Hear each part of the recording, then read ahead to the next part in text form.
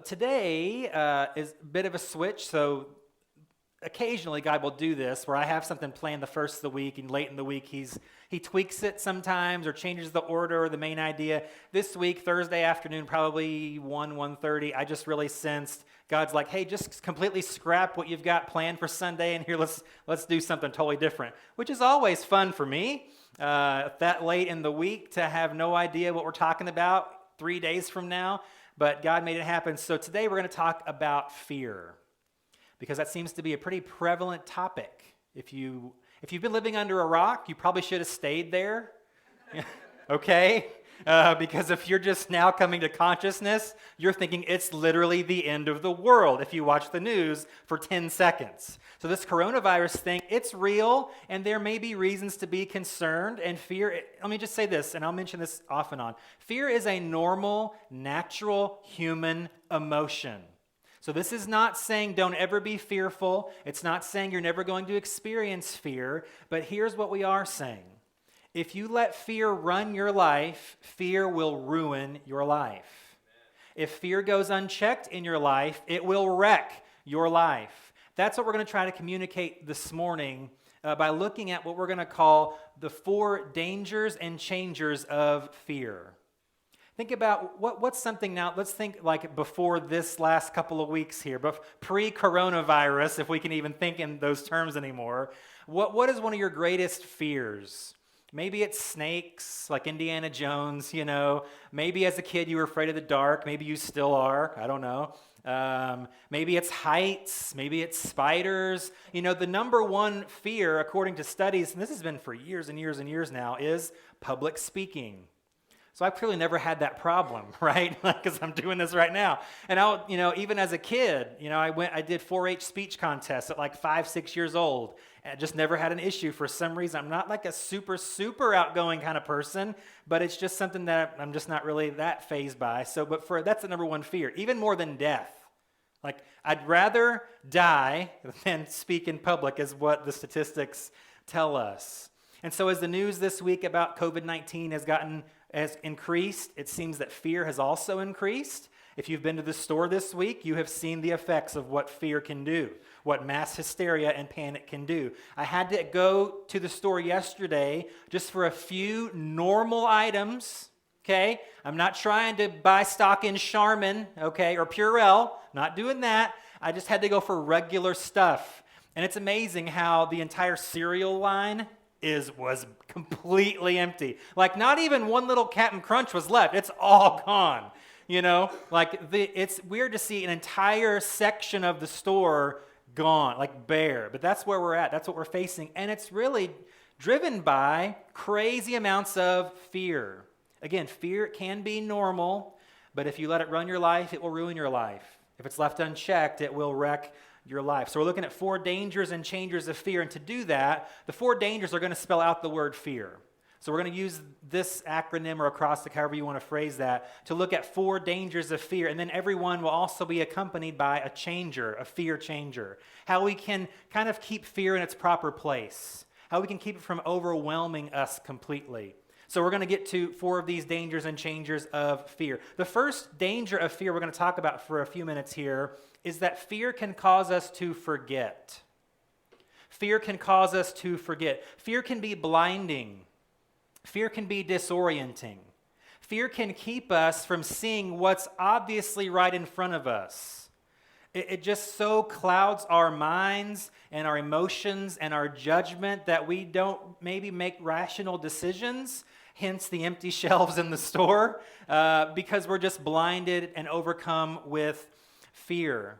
There's a time in the life of Jesus, and it's listed in multiple Gospels. We're going to look at this one in Mark chapter 4, where as Jesus and his disciples would often do, living in the region that they do, they are on boats all the time. They're crossing seas to go from this place to that place all the time. Normal occurrences. A lot of the guys that he has as disciples were fishermen before they met Jesus. So they're used to being on the water. They're used to being in boats. And you would assume they've probably been in a storm or two. But here's what happens in Mark chapter 4. Let's start at verse number 37. So a great windstorm arose, and the waves were breaking into the boat so that the boat was already filling. But he, that's Jesus, was in the stern, asleep on the cushion. And they woke him and said to him, Teacher, don't you care that we are perishing? And he awoke and rebuked the wind and said to the sea, Peace, be still. And the wind ceased, and there was a great calm. And he said to them, Why are you so afraid? Have you still no faith? See, the disciples forgot who was in the boat with them. Now, they didn't forget completely because they knew who to wake up, right? They knew, okay, all of us are freak out mode here, and he is sound asleep. He is sawing logs. What is your problem? They're like, don't you even care? Don't you know what's going on? So they knew Jesus was in the boat with them, but on some level they forgot Jesus was in the boat with them. Do you see the difference there? They knew he was there, but they forgot really maybe who he was for a second because fear caused them to forget. Can I just encourage you, in the middle of whatever storm you may be facing now, Jesus is with you in your boat. Okay? In the middle of this coronavirus outbreak, Jesus is in the boat. Don't forget. Don't let fear cause us to forget. He's in the boat. Sometimes in the midst of struggle and difficulty, if we're a person of faith, we know we have faith, but if fear begins to overtake us, we forget maybe that we are people of faith.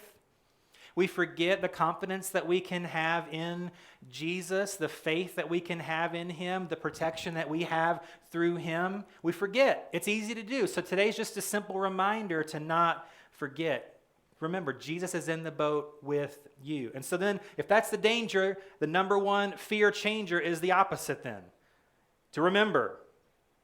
Remember that Jesus is in the boat. Remember that he is the same, the scripture says, yesterday, today, and forever. Remember that.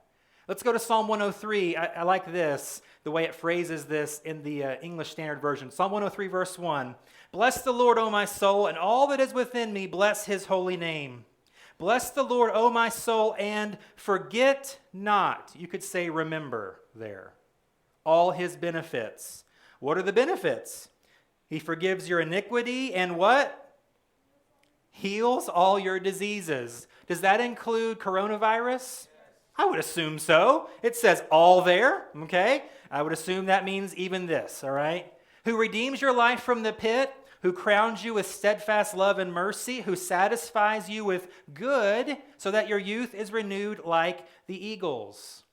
I'm also reminded of Psalm 23 when David said, even though I walk through the valley of the shadow of death, I fear no evil. How much evil? None. Zero. No evil do I fear. Why? Because you are with me. Remember, Jesus is always in your boat with you. So there's no need to panic. There's no need that fear should overtake us because we can remember that he's with us. In fact, Jesus thought it was so important to remind us of that fact. It's some of the last words he ever said on this planet. He gathers his disciples together before he ascends into heaven. The last thing he tells them is, know that I am with you always, even to the end of the age. Always. Not sometimes.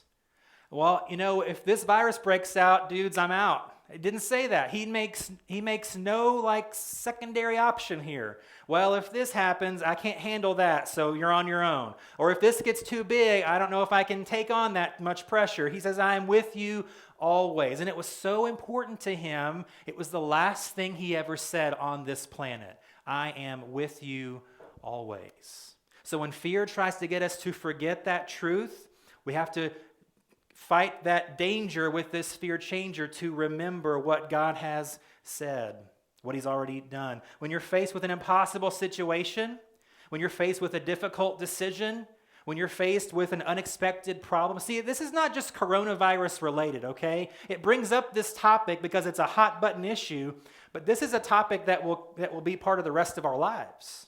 Fear just doesn't decide to take a day off. Fear just doesn't go away. It's something that's going to continually creep up in different situations that we will continue to face. And sometimes they're personal, sometimes they're family related, sometimes it is a worldwide problem that we face, but we have to still remember what God's brought us through and what God has said. A good memory can be a very effective weapon to combat fear. The second fear danger then, the letter E, is that fear is an energy sucker. Really, maybe a better way to say it, it's an energy misappropriator. Okay? Here's what Jesus says about that. Matthew 6, verse 27, part of the Sermon on the Mount. He asked this question. I'd like for you to answer this question for me. Can all your worries add a single moment to your life? Right. We know the answer, don't we? We know the answer to that question, but too often we don't live like we know the answer to that question. We allow fear to suck energy from us, to put it in the wrong place. He goes on in verse 34 to say, so don't worry about tomorrow, for tomorrow will bring its own worries. Today's trouble is enough for today. Let me be clear. That doesn't mean that we don't wash our hands, okay? That's not what he's saying. He's not saying you can go dig in the dirt and touch your face. When he says don't worry, he's not saying be stupid, okay? He's not saying be foolish. So yeah, we wipe down everything, every back of every pew has been wiped down. Every doorknob, even ones we don't use, I wiped down this morning. Okay, because we're going to take precautions. But guess what? That's going to help us hopefully to not worry and suck our energy in directions it shouldn't go. Maybe you're a chronic worrier. Maybe this will be an encouragement for you. Unchecked fear and uncontrolled worry will cause us, here's the problem, it focuses our energy on things that we can't control anyway. Okay? So many things in life I don't have control over. But if I allow fear and uncertainty to make me focus on those things, guess what? Other things get neglected. Other relationships get neglected. Other things that I can control get left by the wayside, and they begin to suffer because my energy has been diverted in this direction that does me no good at all. It's paralysis by analysis sometimes. It's overthinking all these scenarios and situations. Again, preparedness is fine, okay? Being ready is fine. Doing the things that the CDC says is fine. But then living in your bunker worried about the end of the world is not fine. Why? Because it's not helpful. Again, if you're in a high-risk area and you want to stay back, I get that. That's fine. That's great. I'm not saying we should be foolish, but there's a difference between wisdom and worry.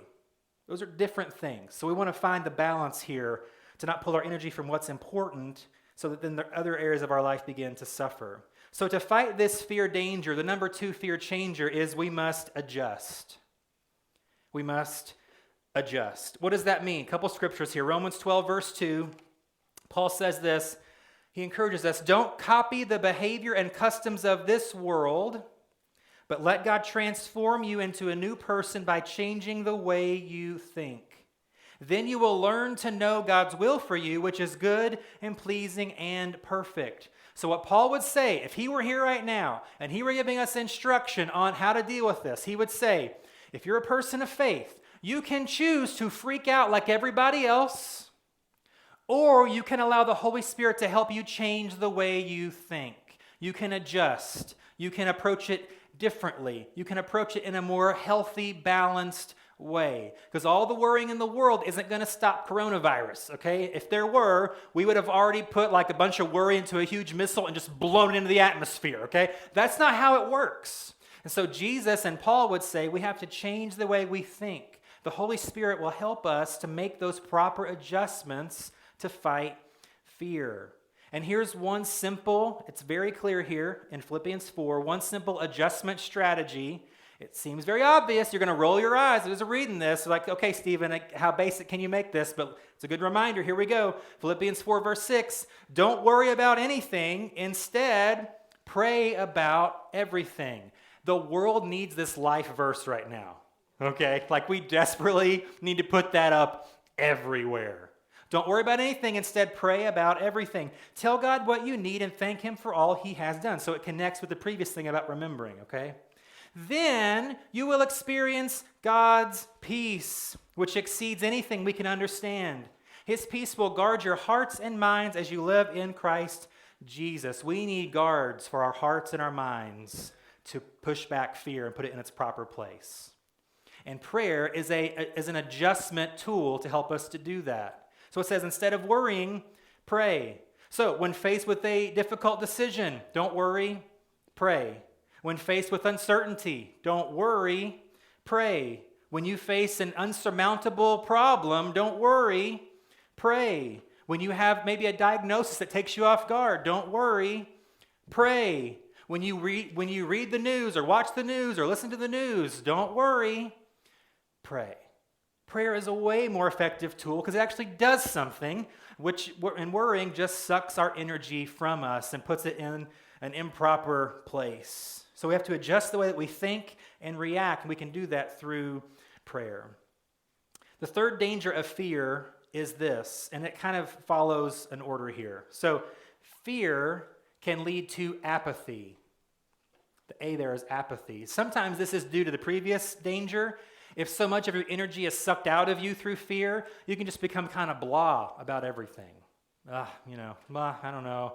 It doesn't make much difference anyway. I really don't want to. I could be proactive, but it may not help. So blah, just whatever. Okay. So fear can beat us down until we just become blah about everything. Let me give you this example from Scripture, and this is both the danger and the changer in this same example. It's this guy in the Old Testament named Job. So Job is a righteous man by all accounts, by all descriptions, but he suffers greatly in his life. If you read the first couple chapters of his story in the Old Testament, you read that like all of his children die through traumatic accidents and events. All of his crops are raided. All of his cattle and animals die. He's completely broke all of a sudden without warning for no reason. And then he becomes extremely physically ill. And so apathy would be a temptation for Job. And it seems at the beginning of a story, he's starting to sink into that. Let's read how this kind of starts. Because what happens is 3 of his good friends hear about his situation. They decide, we're going to come and we're going to talk with Job. We're going to talk him through this, and we're going to be there for them. And he, spoiler alert, he calls them miserable comforters midway through their conversation. So it's not great. When your friend calls you out, he says, I'm more miserable now because you're here than I was before. But anyway, they come, Job 2, verse 12, it says, when they saw Job from a distance, they scarcely recognized him. Wailing loudly, they tore their robes and threw dust into the air over their heads to show their grief. Then they sat on the ground with him for 7 days and nights. No one said a word to Job, for they saw that his suffering was too great for words. Again, let me clarify what I'm not saying. I am not saying God expects you to be a robot. Okay? God hardwired you with emotions on purpose. Okay? So that's the way we interact with him, with each other, is through emotions, fear being one of them. Fear can be a very powerful tool if it's used correctly. Fear can keep you alive, right? Fear of dying keeps me from jumping off the top of a building. Okay? It's a safety mechanism. That's why God put it in there. But when it overrides our system, that's when the bad things begin to happen. And so we see here that Job is kind of getting sucked down into this apathetic sort of way of life, at least for a small amount of time. Let me just say, that's okay. And let me give you an example of that. Ecclesiastes 3, verse 4, it's this classic passage from the Old Testament about there's a time and season for everything. Okay, so verse 4 says there's a time to cry, that's fine, and a time to laugh. There's a time to grieve, and there's a time to dance. So there may be in your life seasons of blah, times of apathy. There may be moments of doubt. There may be moments of disbelief. There may be times where you are just so beaten down and so discouraged. But there should be a season that follows that. Right? The problem with apathy setting in too deeply, getting too entrenched in our spirits, in our hearts through fear, is that we get stuck. We get stuck in a rut that becomes a hole, that becomes a pit, that becomes a prison. We get stuck for too long. We don't try to see what's maybe on the other side of this. We don't try to look at different things regarding this situation. The problem is when we get stuck. That's the danger of apathy, is when it gets so out of control that we just can't get out. So to fight this fear danger, the third fear changer is again the opposite, which is encouragement. So even just a little small jolt of hope can mean everything, even in the worst of situations. Even just trying to see, okay, is there even a glimmer of positivity that I can see through this terrible ordeal? Just the smallest glimmer of light can help to change everything. And it can come in many forms. So let's go back to Job. His friends that showed up, they thought they were going to give him encouragement, right? That was their intention, I think. I think they had good intentions. They just didn't have any idea how to do that very well. And so later, like I said, in the middle of this discussion, Job says, you guys are miserable comforters. You are terrible. You should definitely not become a counselor or a therapist. You're terrible at it. You would get fired immediately. You would have no clients at all. And so they try to bring encouragement, but it didn't work for them or for Job. So as you read this book of Job, it's interesting. Maybe it's a good time to read their discussion about evil and why it happens and how God works and how we think about how God works. That's what they're doing. They're having a philosophical discussion and debate about why this is happening to Job and what he's done to deserve it, and maybe God's not so good after all. And they just have all these ideas and discussions about God and justice and all that sort of thing. So near the end, God's been listening in, I guess, to their conversation. He decides, hey, I want to talk for a minute. Hey, I'd like to give my input here. You're talking about me. I'd like to talk about myself for a second. So 4 of the last 5 chapters of this book is God just going on and on and on about himself. But you think, okay, God, calm down. It's like power trip much, ego much. But here's the point. And we'll read a couple verses of this in just a second. When you read God's response, it kind of comes off a little bit harsh. When you just read the words on the page, it kind of comes off like, I'm big and strong and you are nothing. Just suck it up and deal with it. I don't have to explain anything to you. There's a little bit of that in there. But here's the deal. Sometimes we need a good swift kick in the pants. We don't think of that as encouragement, but if we receive it in that way, it can have a huge effect on helping us to feel encouraged, to see, hey, okay, I am caught in this cycle of apathy. I am caught in a cycle of self-pity. I am caught in a woe is me mentality. I got to get out of this. And I thought about this morning, and I wish I'd had time because I'd show you the clip. But if you've seen the movie Airplane, there's a scene where there's a lady in the aisle seat, and she's starting to freak out. And so one of the flight attendants comes and shakes her, get a hold of yourself. And then somebody taps her on the shoulder and says, I'll take care of this. And then he shakes her harder, get a hold of yourself. And then on and on, it shows this huge long line of people shaking this poor woman who's kind of freaking out. Sometimes we need that. We don't see that that's encouraging, but it can help us to snap out of apathy. So here's what God does. I love how he says, this is Job chapter 40, verses 9 and 10. God says, are you as strong as God? Can you thunder with a voice like his? And then he has kind of a funny challenge for Job. He says, all right, Job, put on your glory and splendor. Put on your honor and majesty. I like that. God's kind of like, seriously, stop doubting, stop debating, just trust. And for Job, that kind of did snap him out of this. Because in the end, he's like, oh, wow, I've been thinking about this all wrong. I've thought about God all wrong. I read the situation completely off here. And he ends up saying, okay, I'm just going to surrender. I'm just going to trust. So for Job, this was encouragement for him. Now, no, I'm not going to say that. Never mind. Filter, Stephen. You can do it. All right. So in the end, God's response to Job was encouraging. Because as you look at a couple hundred verses nearly that God goes on and on and on without interruption. Here's what he says a few things. He says, hey, who knows when every baby calf is born? I do. Who knows when every wild mountain goat gives birth? I do. Who keeps track of every wild donkey in the wilderness? I do. Who knows how deep the oceans are?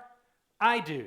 So, and again, it comes off as pretty strong, but it's an encouragement. Because here's what God's saying to Job that he would say to us today. I am not in control, but God is. Even when I feel like I'm in some sort of control, I'm really not, but God always is. When I watch the news and the world is freaking out, God is not freaking out. When things seem like they are wild and crazy and out of control, God is not.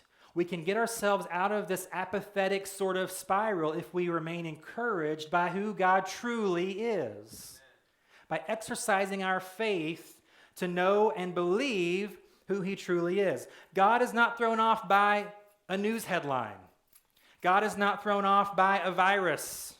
God is not thrown off by a bank statement. God is not thrown off by a diagnosis. God is never thrown off by anything that happens or changes or surprises us. So we don't have to be apathetic, but we can be encouraged. Here's the fourth fear danger as we start to wrap it up today, and that is retreat. The fourth danger that fear causes us to do is we go from apathy to total retreat. This is the final nail in your coffin of fear, because it's saying, I'm just giving up completely. I'm bowing out. I'm totally done, totally defeated. I'm waving the white flag. I surrender. No more. Done. There's a story, again, in the life of Jesus in Luke chapter 8, where if you read Luke 8, he's had a very busy day. He's got a lot of things have happened. Even the storm we just talked about that he's calmed happens earlier in this same day. So as they're coming back across the sea, as soon as they hit the land, of course, someone comes to Jesus with an urgent request. That's just how his life was. So this man says, hey, my daughter is gravely ill on the verge of death. Would you come and heal her? And so Jesus says, oh yeah, sure, you don't live that far. Let's go take care of this thing. But the story that we're going to focus on is not about this man or his daughter. It's about somebody else. Because here's what happens. Luke 8, the end of verse 42 and 43. As Jesus went with him to this man and his daughter, he was surrounded by the crowds. A woman in the crowd had suffered for 12 years with constant bleeding, and she could find no cure. So if any person has the right to retreat, it's this woman. She suffered for over a decade with an incurable disease. She's heard the words, I'm so sorry, way too many times from doctor after doctor after doctor. There's nothing we can do. There's nothing we can do. There's no cure. There's no hope. She has every reason to retreat. And really what's happened here is socially, she's already an outcast. Her condition has made her culturally unclean. She shouldn't even be in public. She's in the high-risk category, if you will. She shouldn't be out with other people. And if she's really found out, there's a chance that she's going to really be punished and ridiculed for being out in public against the law, really. So she's out here in this crowd but has every reason, every right to retreat. That's over, it's done. What she should go home and do, the experts would say, just go home and die. That's your diagnosis, that's your prognosis, go home and die. But what she does is she fights this fear danger with the fourth fear changer, and that is that she moves forward. Verse 44, coming up behind Jesus, she touched the fringe of his robe. Immediately the bleeding stopped. Instead of retreating and dying at home, she saw an opportunity and she jumped at it. She saw, this is probably my final shot here. This guy, Jesus, he's probably not going to come through our town again before I'm dead. I got one shot and I'm going to take it. And when you read Matthew's account of this same event, he records kind of what she's thinking. She said, okay, if I can just touch the edge of his garment, I believe I'll be healed. And that's what she does, and she was healed. So she wasn't satisfied or content to retreat. She wasn't satisfied to sit around and suffer and feel sorry for herself and give up and quit. Now here's the thing, her effort wasn't an automatic guarantee, right? She's going out on a hunch here. She's going out on a limb here. She's going out on nothing but hope here. But it worked in her favor. She had to move forward. You and I, we cannot retreat. We cannot allow retreat to be an option for our lives, especially for people of faith. Possible mistakes of taking a chance aren't a reason to not take that chance. Okay, the possibility of hearing the word no is not a reason to not ask a question. The possibility of things may not turn out the way I want is not a reason to not try and do anything, to not take a risk or a chance or make a change or an adjustment. It's not a reason. Possible unknowns or risks or whatever are not a reason to retreat. Don't allow fear to keep you from moving forward. Now, again, with this virus, if you feel ill, please stay home, okay? Please. If you're in a high-risk area and you feel it's not safe to get out like normal, that's okay, okay? but that doesn't mean we're going to live that way forever. Do we see the difference? I don't feel like maybe that's communicated very clearly on the news. This is going to end at some point, one way or another. I mean, it is, and so I don't want to trivialize the situation, but that's the reality of our situation. So it's fine to be sanitary, to take precautions with this specific thing in specifically. And I'll just say this: as the situation moves along, even this week, if there are future reasons that we cannot be open, then we will not be open. So we're not going to defy the government and open just because. We're not going to defy logic and reasoning. We're not going to endanger the public or you guys by we're just going to do it, If it and there are many churches all over that have done that already, mainly larger ones because they're above that threshold. But if it gets to that point where they say, don't do anything, like don't leave your house this week, we won't be here next weekend, okay? If it gets to that point, and we'll let you know about that. So again, we're not saying foolishness is the answer. We're saying faith is the answer to fear. We're not saying it just buck the system because I'm going to show them. That's not probably the best witness either. Balance is the key to this whole situation. So balance is the key. Fighting fear requires that balance. So as you've seen here, I don't know if you've noticed this or not, but what we've done to fight the fear dangers is the fear changers turn fear on its head. So I don't know if you've noticed this or not, but the answer to every one is fear backwards. So we're turning fear on its head to fight it at its core. We're saying if we want the opposite result of this, let's do the opposite to get that result. If we want to say no to this thing, well, let's turn it on its head and do something different to change the situation. We're going to flip fear on its head. We're going to confuse, fear, and it's just got nowhere to go. It's got nowhere to stay in my life because I refuse to live and be overcome by fear.